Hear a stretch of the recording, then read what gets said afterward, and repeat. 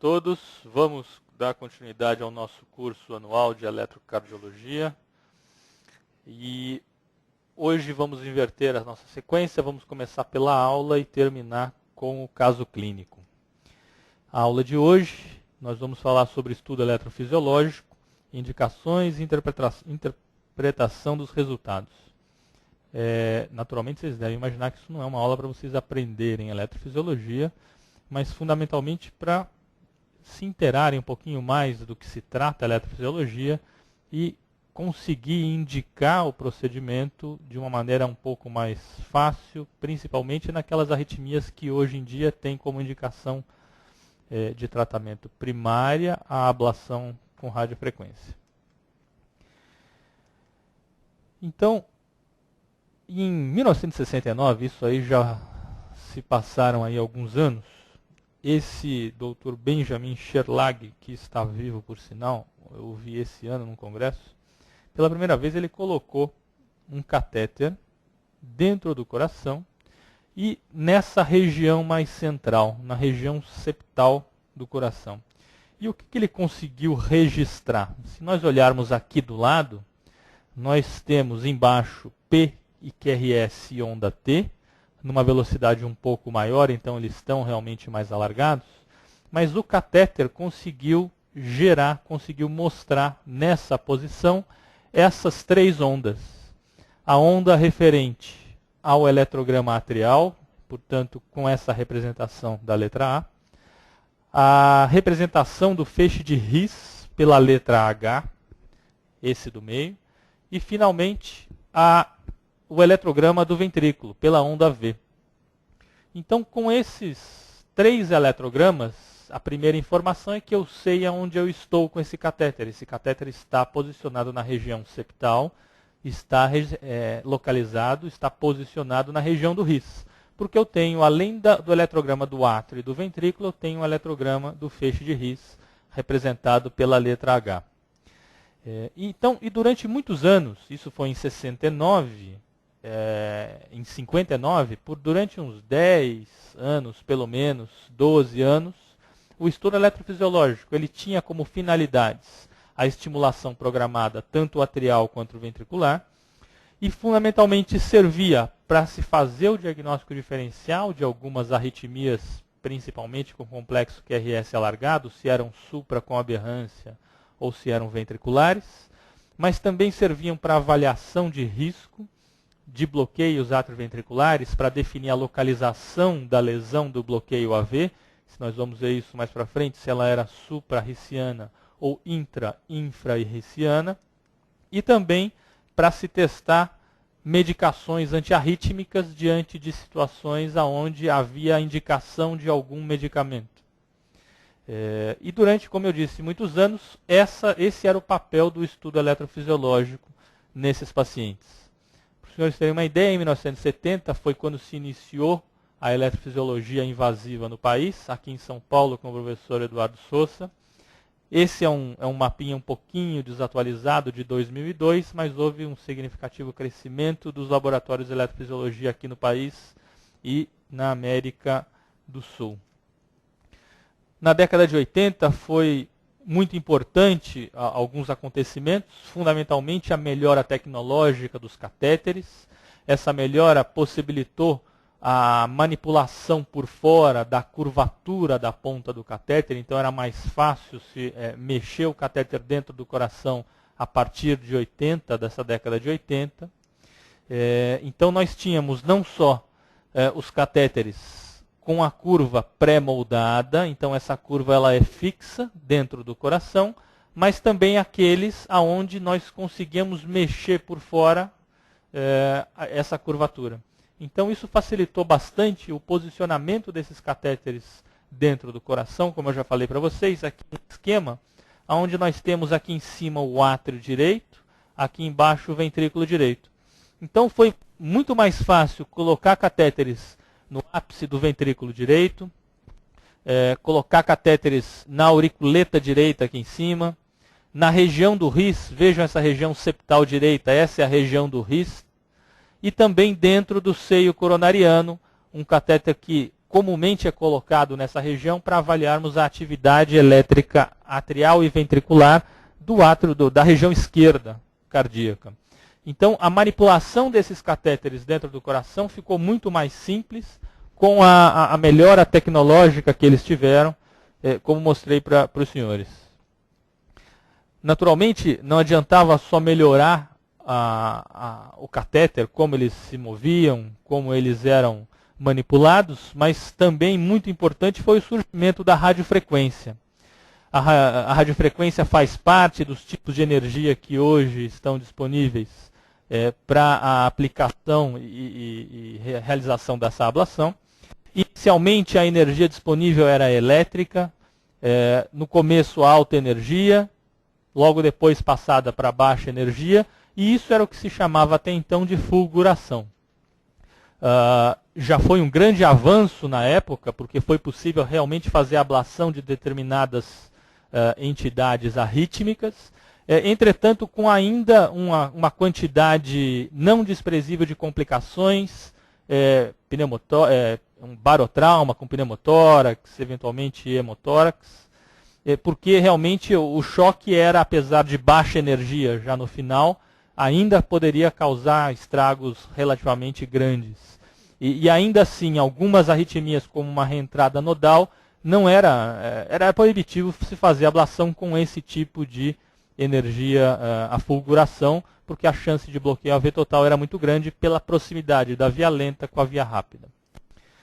Logo a seguir, no final da década de 80, no meio para o final da década de 80, surgiu a energia térmica, tanto a quente quanto a fria. A quente é que hoje nós usamos até hoje, que é a chamada ablação com radiofrequência. A fria é a crioablação, já se faz ablação com crioablação, entretanto os estudos mais longos, com mais pacientes, foram feitos com a radiofrequência, energia térmica quente. Ainda existem a luz como fonte de energia, a mecânica e a química, mas ainda em fases de experimentação. Ainda não estão disponíveis para a aplicação clínica desses pacientes. Então, o que é a radiofrequência? A radiofrequência é um método onde nós conseguimos gerar uma corrente alternada com uma frequência de 300 a 700 kHz e conseguimos produzir uma diferença de potencial feita entre um adesivo colocado na pele do paciente, normalmente no dorso ou na coxa, e a ponta do catéter que vai se fazer a aplicação de radiofrequência. Existe uma transformação da energia elétrica em energia térmica, e essa energia térmica ela é transferida para o tecido cardíaco de duas maneiras, quer seja por condução, quer seja por irradiação. Essa energia térmica vai produzir uma lesão no tecido cardíaco, principalmente por necrose e por coagulação, mas também por dissecção. Atingimos uma temperatura programável que pode variar de 50 a 70 graus, dependendo do tipo de arritmia que estamos abordando. Inicialmente, essa aplicação dura 10 segundos, mas uma aplicação completa sempre 60 segundos. A área de lesão, naturalmente depende da espessura da ponta do catéter, habitualmente usamos uma ponta de 4 milímetros, gera uma área de lesão em torno de 2 milímetros quadrados. Esse é um exemplo de uma aplicação feita num coração para exemplificar o tamanho da lesão de uma aplicação com catéter com radiofrequência. Então, com a melhora tecnológica dos catéteres e o surgimento da radiofrequência, aí sim foi possível estabelecer que algumas arritmias, principalmente supra, mas também algumas ventriculares, eram passíveis de serem tratadas por esse método. Mais do que isso, muitas delas tornaram-se arritmias que o tratamento de escolha passou a ser a ablação com radiofrequência. O procedimento, portanto, ficou mais eficaz, ficou mais seguro e, como eu já disse, primeira opção terapêutica de muitas delas. Como eu mostrei para os senhores, inicialmente, o estudo eletrofisiológico através da estimulação programada atrial e ventricular, servia para o diagnóstico diferencial dessas arritmias, avaliação de risco dos bloqueios atrioventriculares e avaliação terapêutica.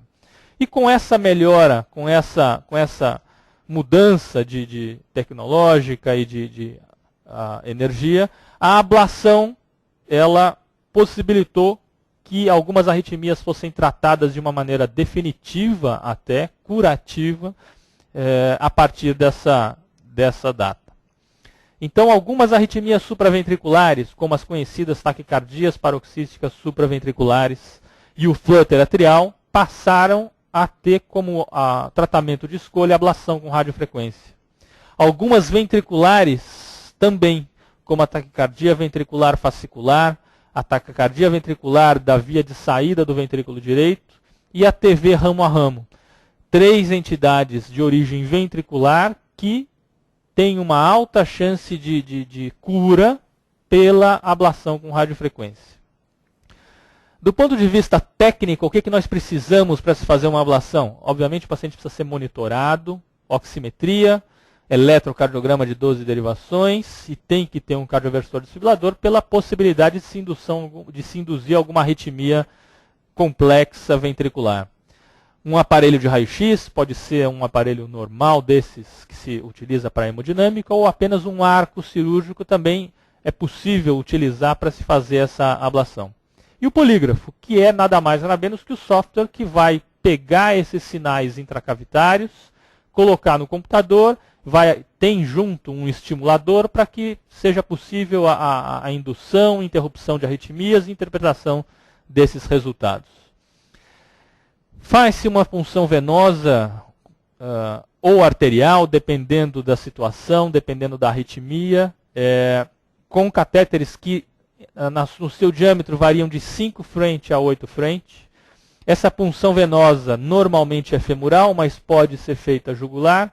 Dependendo de onde você faz o treinamento, você adquire mais experiência em fazer jugular ou femoral. Fato é que pacientes reclamam um pouquinho de incômodo depois da ablação quando são feitas punções da veia jugular. A punção transeptal é uma técnica também utilizada para se abordar o átrio esquerdo, que não pela punção arterial. Fazemos uma punção venosa da veia femoral direita ou esquerda, subimos com a bainha e fazemos a punção do septo interatrial para se atingir o átrio e o ventrículo esquerdos. Os catéteres multipolares também são utilizados, pontas, como eu já disse, de 4 e 8 milímetros, dependendo do tipo de ablação que vai ser feita. Esses polos variam de 4 a 24, e existem catéteres, como vocês já viram, tanto os deflectíveis, aqueles que nós conseguimos mexer a ponta por fora, como os não deflectíveis, com aqueles chamados com a curvatura pré-moldada. Então aqui uma punção da veia femoral, são colocados esses introdutores que possibilitam o acesso venoso, como eles têm uma válvula, o sangue não volta, mas o acesso venoso ele fica à mão a qualquer momento, e é por aqui que são colocados os catéteres para se chegar até o coração. Utilizamos parâmetros anatômicos, com raio-x, e o eletrograma intracavitário, que são trazidos pelos catéteres, e o polígrafo nos mostra esses eletrogramas. Então, essa é uma imagem de uma oblíqua anterior direita, bastante utilizada em estudo eletrofisiológico e ablação, aonde nós temos que ter bastante imaginação. Imagine, então, portanto, o átrio direito aqui para trás, uma vista lateral do coração, aqui o anel tricúspide aqui em vermelho e a ponta do ventrículo direito. Esse catéter, portanto, como dá para perceber, está numa região central do anel tricúspide do lado direito. E isso faz com que seja possível, nessa região, identificarmos aqueles potenciais que vimos no começo. Átrio, ris e ventrículo. Então, essa é uma das pouquíssimas regiões onde, mesmo sem olhar o raio-x, eu sei aonde está o catéter. Porque o eletrograma que esse catéter mostra, com essa deflexão de ris, fala para mim que esse catéter só pode estar na região septal direita. A partir dessas informações, é possível fazer algumas medidas desses intervalos básicos. O intervalo PA, da onda P periférica até o eletrograma atrial, intracavitário, que vai mostrar como é que está a condução intraatrial. O intervalo AH, que vai do começo do átrio, do eletrograma atrial, até o começo da deflexão do RIS. Isso vai mostrar para nós como é que está a condução nodal, a condução do nódulo atrioventricular. Se fizermos a medida HV, então o começo de RIS até o ventrículo periférico, não o ventrículo intracavitário, nós vamos analisar a função, como é que está a situação do sistema RIS-Purkinje, e finalmente a duração do QRS, a condução intraventricular. Esse é um exemplo de um bloqueio atrioventricular de segundo grau, 2:1, considerado infrarriciano. Por que motivo isso? Vejam que eu tenho um eletrograma atrial, tenho um eletrograma de RIS e não tenho um ventrículo. Aqui na frente, eletrograma atrial, eletrograma de RIS, eletrograma ventricular. O que significa quando identificamos uma onda P sem QRS, seguida de uma onda P com QRS? Entretanto, nessa onda P sem QRS, nós temos uma deflexão de RIS que não é seguida de QRS. Isso significa que o estímulo passou pelo nódulo AV, mas ele foi bloqueado justamente na região do RIS. Por isso é que esse bloqueio atrioventricular de segundo grau ele é considerado infrarriciano, porque eu tenho a deflexão do RIS, só que depois dele o estímulo não conseguiu seguir em frente. Portanto, não houve a geração do QRS, não houve a despolarização ventricular. Então é dessa forma que consideramos esse bloqueio atrioventricular infrarriciano. Então é uma localização infrarriciana bastante comum, por sinal, nos bloqueios atrioventriculares de segundo grau do tipo 2:1.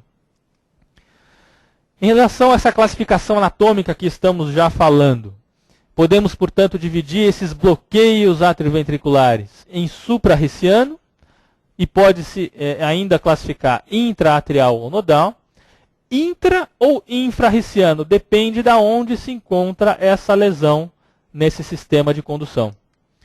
A importância fundamental dessa informação é que daí se tira a indicação do implante de marca-passo definitivo desses pacientes, dependendo naturalmente se a lesão é intra ou infrarriciana. Essa é uma outra oblíqua, também bastante utilizada em eletrofisiologia, que é a oposta da que nós vimos. É a oblíqua anterior esquerda. Aqui o que nós temos que imaginar? Que os átrios estão sobrepostos aos ventrículos respectivos. Então eu tenho átrio direito, ventrículo direito, átrio esquerdo, ventrículo esquerdo, e aqui no meio o septo, quer seja intraatrial e interventricular. Aqui temos já alguns catéteres posicionados, um na região lateral, da parede lateral do átrio direito, tem um catéter colocado dentro do seio coronariano, também multipolar, e mais um que é o de ablação, e serve inicialmente para mapeamento e posteriormente para se fazer a ablação da arritmia em questão. Esse é o posicionamento habitual de uma ablação de um flutter atrial, parede lateral do átrio direito, seio coronário, e o de ablação que vai mapear o istmo cavo tricuspídeo. Nós vamos ver isso já já. Então o estudo eletrofisiológico ele serve para se induzir arritmias cardíacas suspeitas clinicamente. Então, o que se faz? A estimulação programada, quer seja atrial ou ventricular, consiste de uma estimulação consecutiva de 8 a 10 batimentos com o mesmo intervalo fixo, o mesmo intervalo. Aqui os senhores estão vendo os dois últimos dessa sequência de 10, e são acrescentados extra-estímulos em relação a esse último. Acrescentamos de 1 a 3 extra-estímulos, até se chegar ao período refratário da câmara em questão, atrial ou ventricular, ou a indução de alguma arritmia cardíaca. Nesse caso, com um extra-estímulo, o que é possível perceber? Que houve uma indução de um ataque cardíaco com QRS estreito, apesar daqui estar largado, é porque nós utilizamos sempre uma velocidade maior. Aqui a velocidade do papel é de 100 milímetros por segundo, 4 vezes mais do que um eletro convencional. Isso nós fazemos porque aqueles intervalos que eu mostrei para os senhores, átrio, RIS e ventrículo, eles são muito juntos. Então, se eu usar uma velocidade de 25, eu quase não consigo distinguir um do outro. Ao passo que se eu aumentar a velocidade, eles ficam bem mais claros no papel. Na verdade, 100 é para os exemplos que nós tiramos. Nós usamos realmente uma velocidade de 300 milímetros por segundo. Então o QRS fica bem mais alargado, mas fica muito mais fácil identificar esses traçados. Essa é a taquicardia induzida, nesse exemplo anterior. Uma taquicardia por reentrada nodal, vamos vê-la já já com mais detalhes. Depois que estimulamos o átrio, nessa estimulação atrial programada, nós avançamos o catéter do RIS, eventualmente, pode ser qualquer outro catéter, e colocamos na ponta do ventrículo direito. Essa estimulação ventricular consiste não só da ponta, como da via de saída, nos mesmos moldes da estimulação atrial. Um ciclo de 10 estímulos iguais, seguidos de 1 a 3 extra-estímulos, até se induzir uma arritmia ou se chegar ao período refratário da câmara ventricular. E aqui nós temos, de novo, um exemplo onde aqui temos os dois últimos ciclos básicos e a introdução de 1, 2, 3 extra-estímulos com indução de uma arritmia ventricular, que é essa que nós estamos acostumados a ver no papel do eletrocardiograma. Temos aqui uma taquicardia ventricular sustentada monomórfica. E essa arritmia ventricular ela pode ser interrompida de duas formas no estudo eletrofisiológico. Se o paciente não tolerar hemodinamicamente, ele pode receber um choque, por isso que ele tem que estar sempre com um desfibrilador ligado e ele sai em ritmo sinusal. Ou nós podemos, da mesma forma que induzimos a arritmia, que vejam aqui nos dois exemplos, temos uma taquicardia ventricular em cima e embaixo, e fazemos uma estimulação com uma frequência ligeiramente acima da taquicardia induzida. Aqui, olha, 1, 2, 3, 4, 5, 6, 7, 8. Normalmente, com 8 estimulações numa frequência ligeiramente acima, nós tentamos capturar esse ventrículo, interrompemos a estimulação para tentar tirar o indivíduo da taquicardia, como dá para ver nos dois exemplos. Então, são as duas formas de se interromper uma taquicardia ventricular, naturalmente desde que o paciente não esteja instável hemodinamicamente. Em relação à porcentagem de indução dessas arritmias ventriculares, depende da cardiopatia. Então, os senhores percebem que indivíduos isquêmicos, com cardiopatia isquêmica, essa indução varia de 20% a 40%. Alguns estudos mostram que em cardiopatias idiopáticas, essa indução fica entre 38% e 41%. E na chagásica, varia de 50% a 90%, dependendo naturalmente da literatura que nós vamos utilizar. Mas o fato é que a indução de uma arritmia ventricular ela não é muito frequente, mesmo em indivíduos que possuem alguma cardiopatia estrutural. Então, em resumo ao estudo eletrofisiológico que falamos, ele serve fundamentalmente para se fazer uma avaliação do sistema de condução. E isso é feito não só pela medida dos intervalos básicos, PA, AH, HV, QRS, ponto de Wenkman, como também na estimulação atrial programada. Essa investigação de arritmias pode ser feita não só pela estimulação atrial, como também ventricular programada, como eu falei para os senhores. Então, dessa forma, procedemos o estudo eletrofisiológico nesses pacientes. Em relação à ablação com catéter, existem algumas arritmias passíveis de ablação, portanto ablacionáveis. Dentre elas, o nódulo atrioventricular, naturalmente a ablação do NOAV, nós vamos ver já já.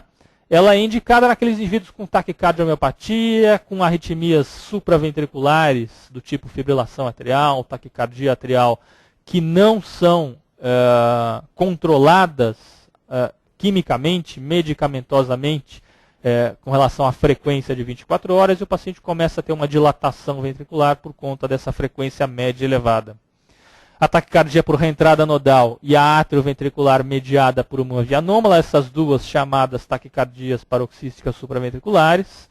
Outra taquiarritmia ablacionável, a taquicardia atrial. O flutter atrial tem uma enorme indicação de ablação atualmente. Algumas extrasístoles, algumas taquicardias ventriculares e se fala bastante já de alguns anos a ablação da fibrilação atrial. Então, o bloqueio do nódulo atrioventricular. Como eu disse para os senhores, algumas arritmias que quimicamente não conseguem ser controladas, pela alta frequência nas 24 horas, existe uma dilatação dessas câmaras ventriculares. Uma das opções terapêuticas é a colocação naturalmente do marca-passo e a ablação do nódulo atrioventricular. Vejam aqui os senhores, o indivíduo com uma taquicardia atrial. E o que nós fazemos? Nós vamos procurar a região do RIS. Acreditem se quiser, isso daqui é um RIS. Esse daqui é o eletrograma ventricular. E aqui o eletrograma atrial. Normalmente procuramos um RIS bem pequenininho quando vamos fazer a ablação do nó AV. E começamos aqui a aplicação de radiofrequência. Vejam o RIS, eletrograma do átrio, eletrograma do ventrículo. E esse indivíduo já portador de marca-passo, obviamente com pelo menos 3 meses de implante, sempre quando vai se fazer a ablação do nó AV, pelo menos 3 meses de implante já desse marca-passo, começa a aplicação de radiofrequência e os senhores podem perceber que depois de alguns segundos começa a entrar apenas o marca-passo para gerar o QRS e aqui as ondas atriais da taquicardia atrial. O eletro final, o indivíduo dependente de marca-passo, que era o que nós queríamos, decorrente de todo o quadro clínico já explicado. Taquicardia por reentrada nodal, os senhores já tiveram essa aula, é uma arritmia que ela é mediada pela presença de uma via lenta. Todos nós possuímos uma via rápida, que é o nódulo AV, 20% da população possui uma via lenta, e desses 20%, 5% tem a capacidade de fazer essa reentrada nodal. Aqui temos a indução da taquicardia por reentrada nodal, 2 extraestímulos apenas com indução da taquicardia.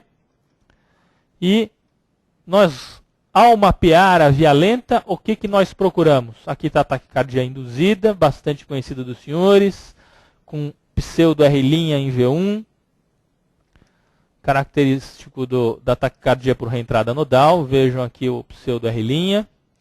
Então nós vamos na região do RIS. Temos que achar o RIS naquela região central. Sabemos que o RIS corresponde à via rápida e a via lenta fica nessa região mais baixa e mais posterior. Se vocês perceberem, vejam que é só fletir o catéter. Nós vamos identificar alguns sinais característicos do eletrograma intracavitário. Naturalmente, quanto mais próxima a via lenta tiver da via rápida, maior é a chance de bloqueio AV total. Esse é o sinal intracavitário que procuramos da via lenta. Então, um átrio pequeno com um ventrículo grande, uma relação de 1:3 mais ou menos. Começamos a aplicação de radiofrequência. E existe uma atividade automática bastante intensa, muitas vezes, nessa região. E assim procedemos à aplicação de radiofrequência na TRN. O teste para saber se essa via lenta foi eliminada ou não, nós repetimos aquela estimulação atrial programada e o que verificamos é que quando o extraestímulo, o mesmo acoplamento de extraestímulo que induzia a taquicardia, agora ele consegue gerar o átrio, mas o átrio não consegue chegar ao ventrículo porque ele bloqueia na via rápida e não existe mais a via lenta para descer para o ventrículo. Ainda nas taquisupra, temos as taquicardias por reentrada atrioventricular, portanto mediadas por uma via anômala. A via anômala é uma conexão elétrica atrioventricular que não deveria existir normalmente, pode estar localizada em qualquer região do anel mitral ou anel tricúspide. E a abordagem dessas vias anômalas,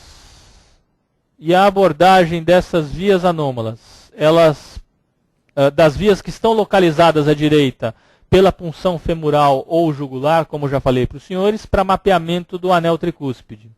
Já aquelas localizadas à esquerda, uma das possibilidades é a punção da artéria femoral. Chegamos pela aorta, entramos pelo ventrículo e chegamos no anel mitral para o mapeamento dessas vias esquerdas. A outra possibilidade para se abordar o átrio esquerdo, já comentei com os senhores, é a punção transeptal. Se os senhores prestarem um pouquinho de atenção aqui nessa imagem, dá para ver um canudo transparente, que nada mais é do que a bainha já colocada dentro do átrio esquerdo, depois da punção do septo intra-arterial.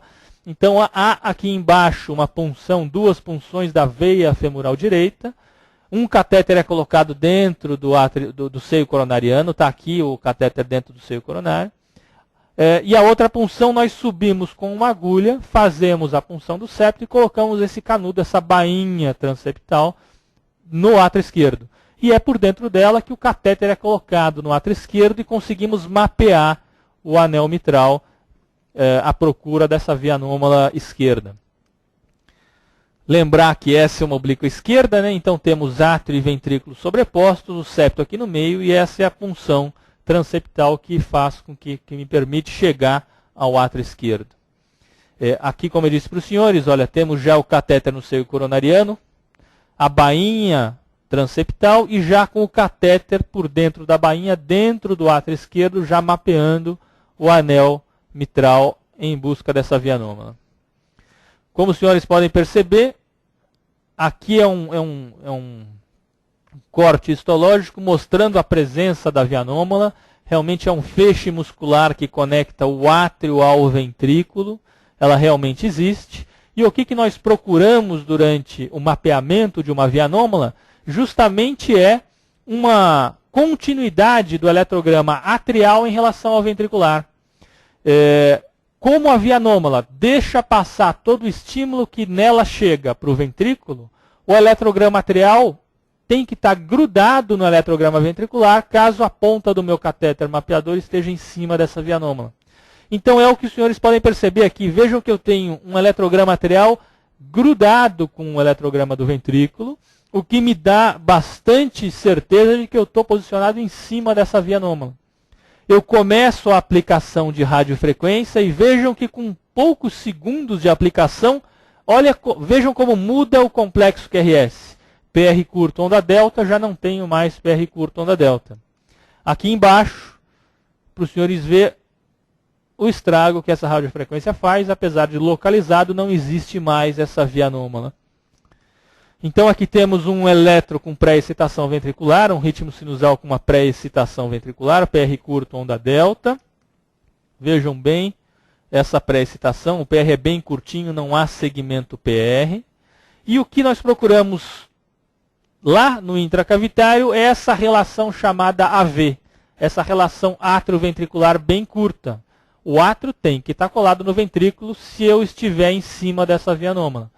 Nessa situação, eu começo a aplicação de radiofrequência, vejam essa marquinha denota o começo da aplicação de radiofrequência, e com alguns segundos de aplicação, observem que aqui eu tenho PR curto, onda delta, nesses 4 primeiros batimentos, desaparece a pré-excitação no 5º batimento, ela está mais ou menos morrendo aqui, ela aparece novamente e depois não mais. Com poucos segundos, isso aqui não deve ter 6 segundos, 7 segundos de aplicação. Essa aplicação continua por 60 segundos até o seu término. Então aqui é para vocês verem melhor o desaparecimento da pré-excitação durante a aplicação de RF. E esse é o eletro final sem pré-excitação ventricular. Naturalmente são feitos testes para que nós tenhamos certeza que essa via anômala foi eliminada. Quais são os testes? O primeiro deles é a infusão de adenosina, onde, ao infundir a adenosina, eu vou com certeza bloquear o nó AV e eu espero encontrar transitoriamente ondas P's bloqueadas, se essa via anômala tiver sido eliminada. Se não, o que vai acontecer é que o PR normal sem onda delta, eu faço a adenosina, aparece PR curto, onda delta, mostrando que ela está lá em algum lugar. O outro teste é a estimulação ventricular. Eu consigo ver a ativação atrial pelo seio coronariano, que ela tem que ser pelo septo, e que se houver uma via anômala vai ser uma ativação excêntrica, que vai caracterizar que existe ainda vias anômalas. O importante para vocês é saberem que há como ter certeza se essa via anômala foi eliminada ou não depois de uma ablação. Uma taquicardia atrial. Vejam, temos uma frequência bastante elevada, essa P claramente é negativa na parede inferior, frequência acima de 100, uma taquicardia atrial. Procedemos o mapeamento da mesma forma, vamos procurar, aí vai depender do tipo de TA, se é uma TA por reentrada, se é uma TA cicatricial, se é uma TA automática. dependendo do mecanismo eletrofisiológico envolvido, nós vamos procurar ou o átrio dessa taquicardia atrial mais precoce, ou vamos achar a cicatriz responsável por essa TA. Iniciamos a aplicação de radiofrequência, dá para perceber que ela fica bastante animada aqui, e de repente desaparece a taquicardia atrial, mostrando que deve ter sido com sucesso, pelo menos nesses primeiros segundos de aplicação. Aqui é para os senhores perceber, essa agitação é bastante comum, principalmente nas taquicardias atriais focais, nas taquicardias automáticas. Quando o calor chega na região automática, essa região dispara bastante, e então existe esse intenso aparecimento desse ritmo atrial, e depois o sossego.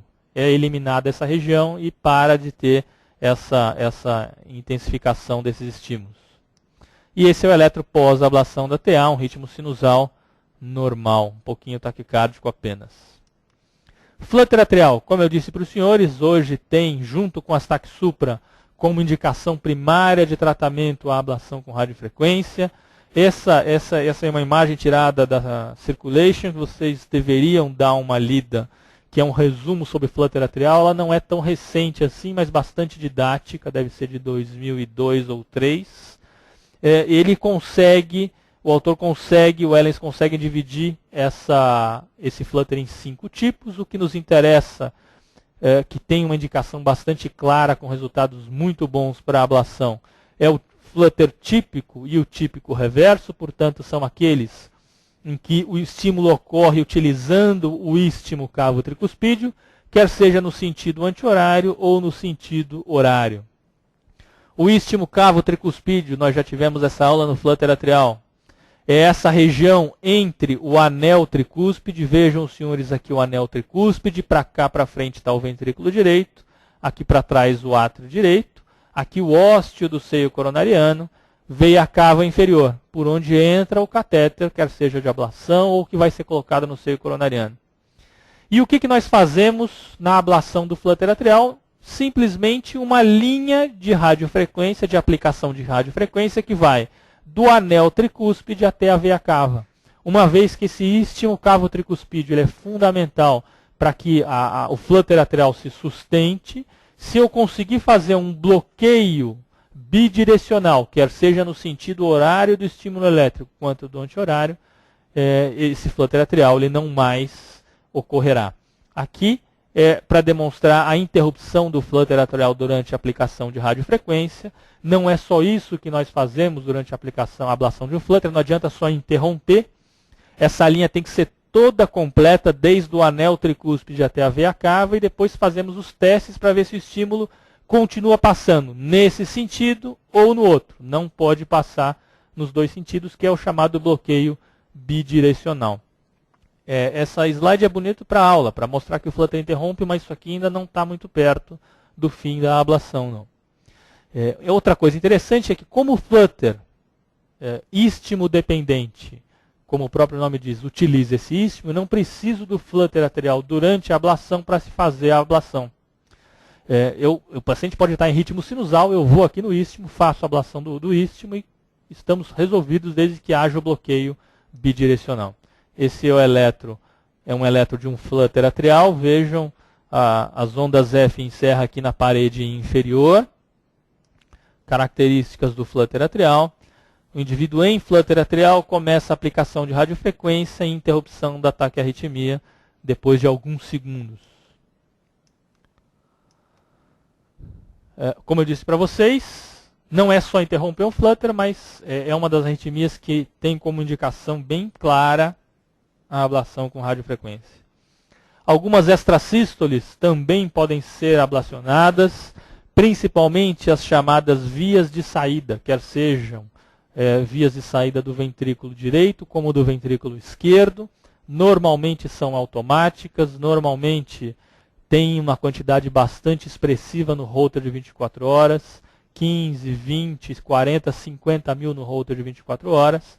Existe uma indicação precisa de quando se deve ablacionar ou não essas extrasístoles de via de saída. Fato é que é possível se fazer a ablação. nesse esquema é possível perceber a anatomia cardíaca com a válvula tricúspide, ventrículo direito e esquerdo e a artéria pulmonar. Essa é a região da via de saída do ventrículo direito, onde nós vamos fazer a abordagem dessas arritmias que dali vêm.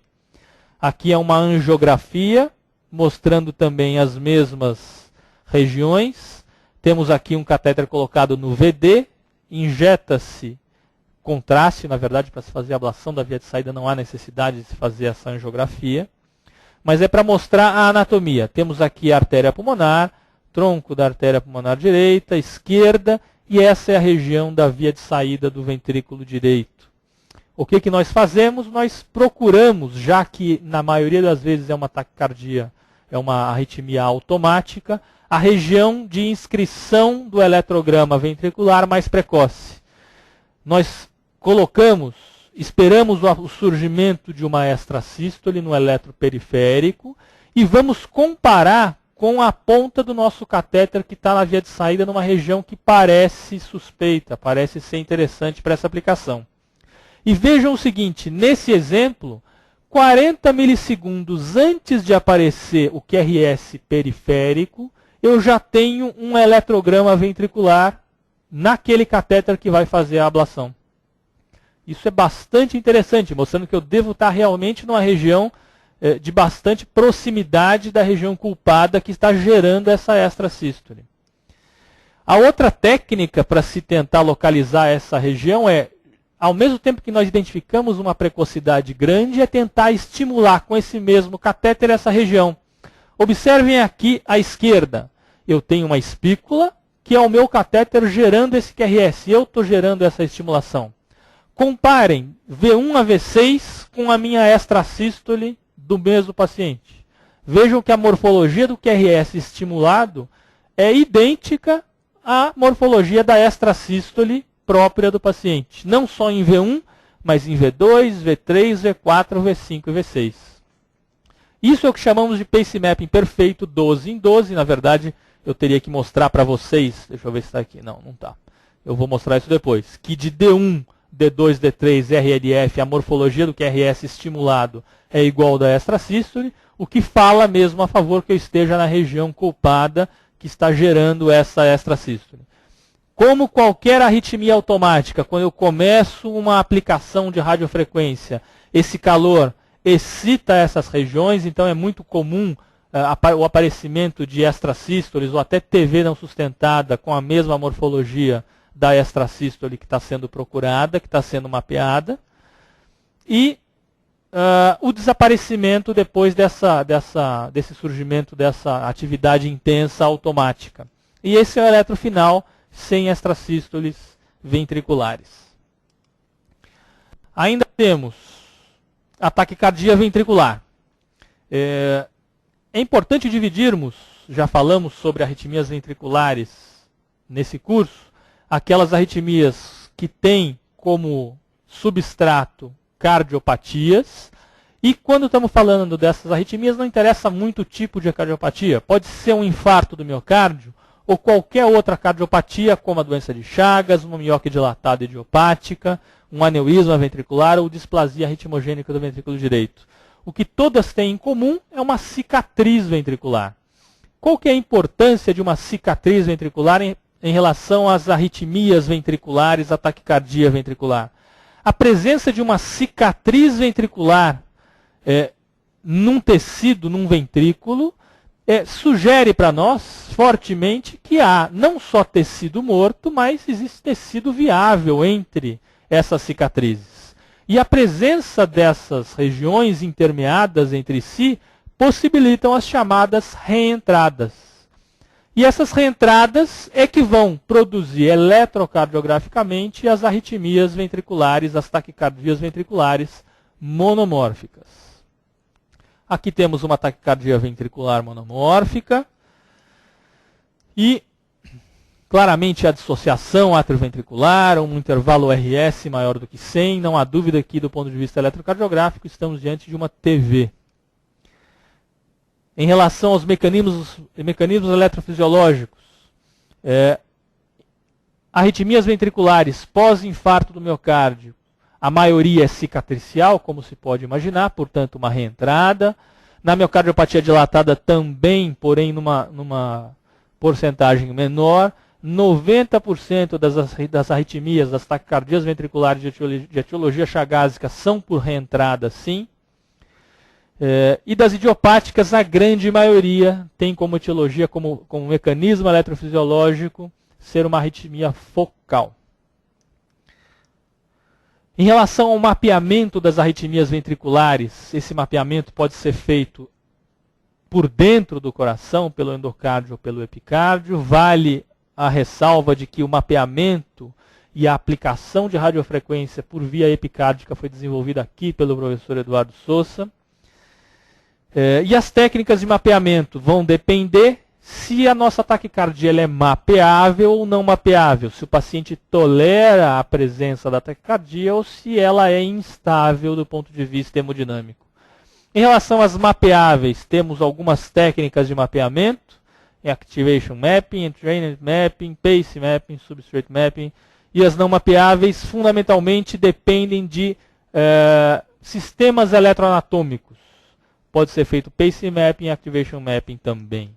Rapidamente, Activation Mapping, nós vamos procurar aquela região central da cicatriz, que é uma região de baixa amplitude, um eletrograma de baixa amplitude, normalmente entre dois complexos QRS da taquicardia ventricular. Existem alguns procedimentos que fazemos para mostrar que isso realmente faz parte do circuito de reentrada. Isso é o que nós procuramos durante uma taquicardia ventricular que está sendo mapeada. O Pace Mapping, falei para vocês quando estávamos discutindo as extrasístoles ventriculares. Observem um eletrocardiograma de 12 derivações de uma taquicardia ventricular, a morfologia desses QRS, e ao lado o QRS estimulado. Vejam que a morfologia nas 12 derivações é idêntica ou muito parecida ao QRS da taquicardia ventricular, mostrando que o meu catéter deve realmente estar estimulando a região responsável por essa arritmia ventricular, no caso uma taquicardia ventricular sustentada. Aqui são técnicas que utilizam um sistema eletroanatômico, existem alguns tipos de sistema eletroanatômico, mas fundamentalmente eles vão conseguir mapear as cicatrizes, as regiões de cicatrizes do ventrículo. Ele faz isso através de cores e mostram para nós aonde estão as cicatrizes e também, durante a taquicardia, qual é o circuito que ela faz.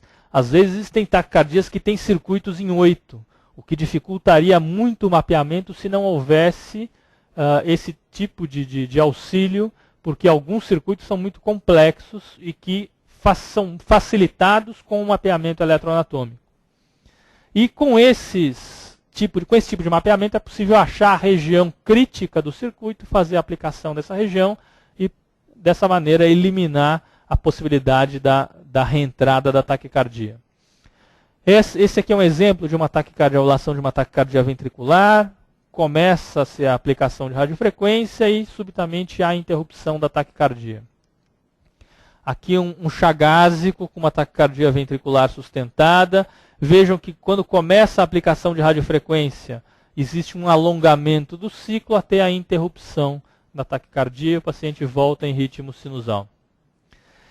Como nós tínhamos falado, é importante dividir as taquicardias ventriculares em relação ao substrato, a presença de substrato anatômico ou não. Dentre as sem cardiopatia, temos a taquicardia ventricular fascicular ou idiopática do ventrículo esquerdo, as vias de saída não só do VD como do VE, e aquelas secundárias, as canalopatias, síndrome de Brugada, QT longo, QT curto e a catecolaminérgica.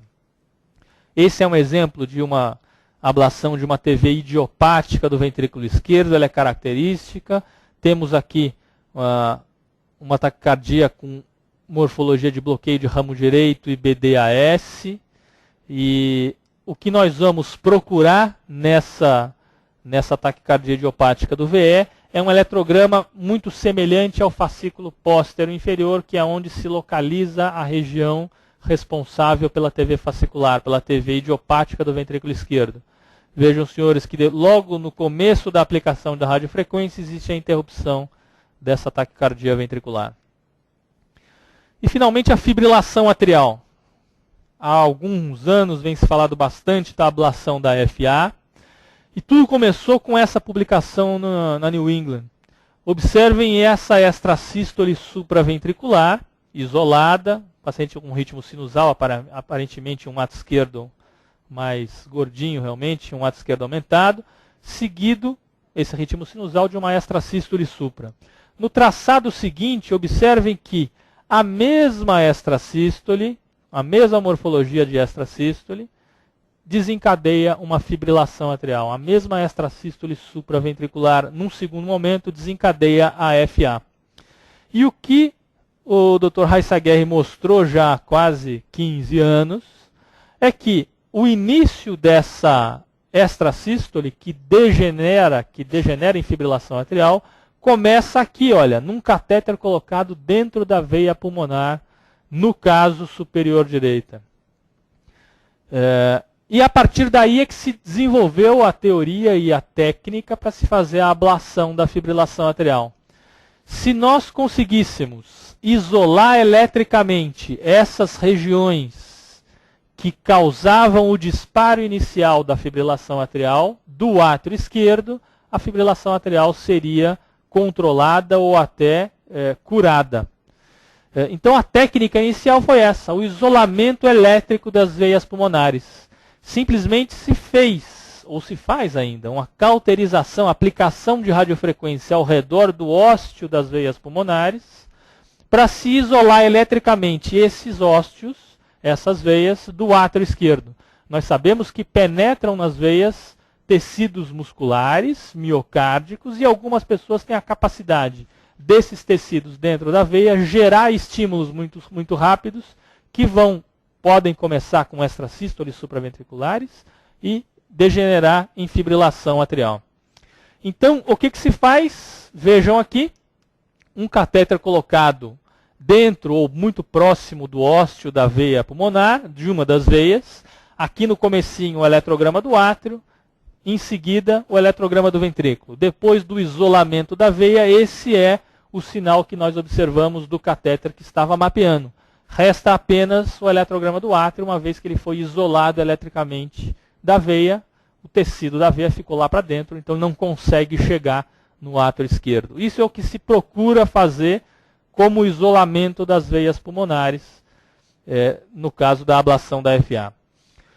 O Dr. Paponi veio com uma outra técnica ao longo dos anos, mostrando que o ideal não era isolar as veias como Reissaguerre fez, mas fazer esse isolamento de uma forma circunferencial. Ele estendeu a área da aplicação de radiofrequência, que antes era restrita ao ósteo das veias, e fez o englobamento dessas veias com algumas outras linhas no átrio esquerdo. E também obteve resultados interessantes em relação ao sucesso desse procedimento da ablação da FA. Para os senhores terem uma ideia, quando nós falamos de fibrilação atrial paroxística, o sucesso em relação à técnica segmentar e circunferencial estão ao redor de 90% nos centros de maiores experiência, e a recorrência entre 10 e 20, 10 e 30%. Quando falamos de fibrilação atrial crônica, quer dizer, um átrio já grande, um átrio degenerado, com substrato, com cicatriz, o sucesso obtido cai de 50% a 70%, e uma recorrência que está em torno de 30%, podendo chegar a 50% dos casos. Em relação ao resultado geral da ablação, praticamente 100% dos casos que vão para a ablação do nó-AV tem sucesso, é possível fazer essa ablação do nó-AV em quase 100% dos casos. Ataque supra, tanto a reentrada nodal quanto a atrioventricular mediada por uma via nômbula tem um sucesso que beira 95%, 98%. Ataque cardíaco atrial um pouquinho menos, entre 80% e 90%. Flutter atrial 95%, 98%. Extrasístole 70%. As TVs 60% a 80%. E a FA entre 75% e 90%, dependendo do tipo de FA, depende do átrio, dependendo da técnica utilizada. Naturalmente, não é um procedimento isento de complicações. Essas complicações variam de 0,8% a 1%. Dentre todas, as consideradas das mais graves às menos graves. Temos as complicações vasculares, tanto venosa como arterial, com a formação de hematomas, eventualmente aneurisma e pseudoaneurismas. A possibilidade de embolia cerebral, coronária e periférica quando estamos abordando o átrio esquerdo, por isso é que alguns cuidados são fundamentais quando estamos dentro do átrio esquerdo. Perfuração e tamponamento cardíacos com a manipulação do catéter e, naturalmente, o óbito também é possível. Resta lembrar que de tudo isso, essa é a porcentagem de complicações, em média, com todos os tipos de doente, quer sejam aqueles doentes com coração absolutamente normal até aqueles com cardiopatia estrutural avançada e grave. E, portanto, se nós pesarmos o risco-benefício, temos a convicção de que a ablação com catéter tem indicação em várias dessas arritmias como primeira escolha. Então, resumindo, as arritmias cardíacas que são monomórficas e sustentadas são as principais, são as que têm mais indicação, são fortes candidatas à ablação, pelo fato de serem mapeáveis pelo estudo eletrofisiológico. Então vamos à discussão dos casos agora. Esse é uma moça de 68 anos, hipertensa, dislipidêmica, com quadro clínico de tontura. O eletrocardiograma, pelo menos uma tira desse eletro, é um ritmo que deve ser sinusal. Isso aqui é um D2, essa P positiva em D2, sugere que esse seja um ritmo sinusal bradicárdico. Vejam, senhores, temos PQRS-T, uma onda T que muda. Aqui, aparentemente, é possível ter uma onda P aqui no meio. Vemos isso com mais facilidade mais para frente. Olha, PQRS-T, P. PQRS-T, P. Então, existe um bloqueio atrioventricular 2:1 numa senhora de 68 anos com síncope. Esse é o traçado intracavitário, com os eletrogramas intracavitários desse bloqueio AV 2:1. No primeiro, aqui nos três primeiros traçados, nas três primeiras linhas, nós temos o eletrocardiograma periférico. D1 AVF e V1, numa velocidade maior, por isso que o QRS é um pouquinho mais largo.